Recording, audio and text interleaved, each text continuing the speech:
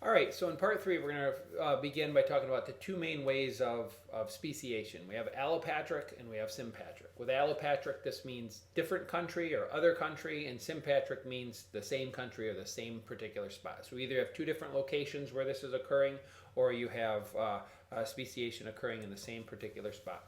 So with allopatric speciation now, this is when gene flow somehow gets interrupted by a geographical barrier. It could be like a lake rising and falling, could be a river or a stream or something like that, could be a mountain range, etc. So once this barrier has kind of been put in place, these species, these two isolated populations now begin to diverge for reasons that we've discussed in the past. You know, you've got the gene mixing that's occurring, the reproductive isolation is occurring due to perhaps some mutations that have arisen. Different types of things can occur throughout the evolutionary time between these two organisms.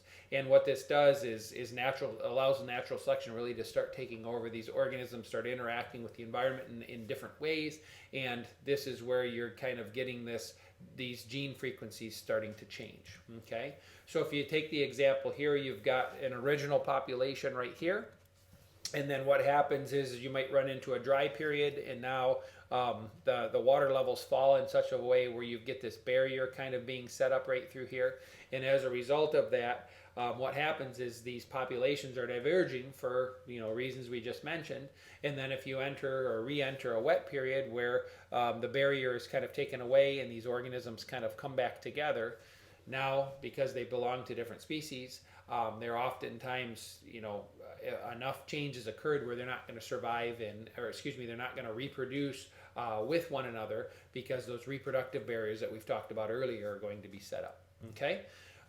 Another example here, you've got two different species of these ground squirrels, and they live on opposite sides of this canyon here, and either a long time ago or somehow they got separated from one another, and as a result of that, those two populations began to diverge, and now if you bring them back together, they no longer survive and reproduce. But if you look at them from a genetic standpoint, you might be able to see that they share many similarities, and then at some time in the past, whether it's distant past or recent past, these two organisms once comprised a single species, and then for reasons we've discussed, once they've become split from one another, these mutations started to occur, these behavioral differences occurred, these different types of barriers were set up to mating, and now they're constituting a new species. Okay, allopatric speciation is likely to occur in small populations rather than large populations, because these smaller populations are more affected by genetic drift than the large populations are, and that's because there's fewer organisms and these changes start to compound with one another. And oftentimes what scientists do, like for instance with the two chipmunks that we were just talking about, if you bring them back together and you take the sperm from one organism and an egg from another organism, and you try to see if you can get a mating occurring in the lab and see if you can produce a viable fertile offspring. So that's a way that you can kind of confirm whether or not allopatric speciation has occurred. Another form that we talked about probably when you guys were sophomores here was with the Galapagos finches, these Geospiza difficilis. The females are responding to songs from males on the same island, and they're ignoring songs from the same type of organism on a different island because they're singing different songs for whatever reason.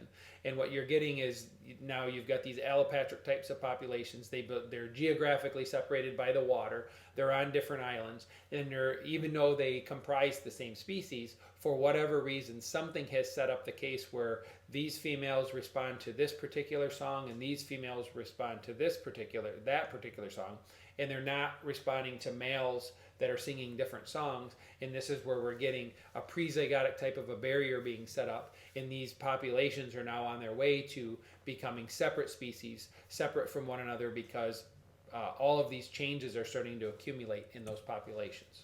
Okay? Now, as far as sympatric speciation goes, this is where you have geographically overlapping types of population, and you get direct contact remaining between the members of the population, but there's changes in the chromosomes that are happening. You're getting these non-random types of mating, alterations to the gene flow, and for whatever reason, these populations are not breeding with one another. And a good example of this would be polyploidy. Okay, and this reason is actually explained. And what you get is some sort of a chromosomal error occurring. You're getting a mutation in these chromosomes, and now what you have is an error in the meiosis that's occurring. Now you get a diploid cell that incorrectly divides, and now in one generation you get what's known as a tetraploid. So as a result of this error, you have an organism that can self-fertilize itself. And as a result of that, it can become reproductively isolated in one generation. Okay, and there's a lot of study that goes on with this. The genus Allium, which comprises the onions, this is a mechanism that's tetraploidy and self-fertilization. These are mechanisms that have provided a lot of variation, genetic diversity to the different types of genes that have, organisms that have formed. So these allium species includes onions, chives, shallots, scallions, garlic, those types of things, just the onion family, so to speak. And there's a lot of polyploidy that's occurred and a lot of diversity as a result of that, and you can see the organisms that have those. So in many species of these allium, you get multiple different types of phenotypes, resulting in a large number of reproductively isolated populations that all have very similar characteristics, which is very easily to see kind of when you're talking about these onions. Okay. So here's a video. This will be video 2. This is dealing with the Tragopogon, which is studied by research at the University of Florida, and they'll kind of explain to you, what they're studying here with the idea of polyploidy. Okay, so go ahead and take a look at that.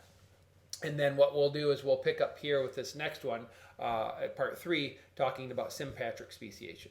Okay, so as always, write down any questions that you have, and we'll talk about them in class. See you soon.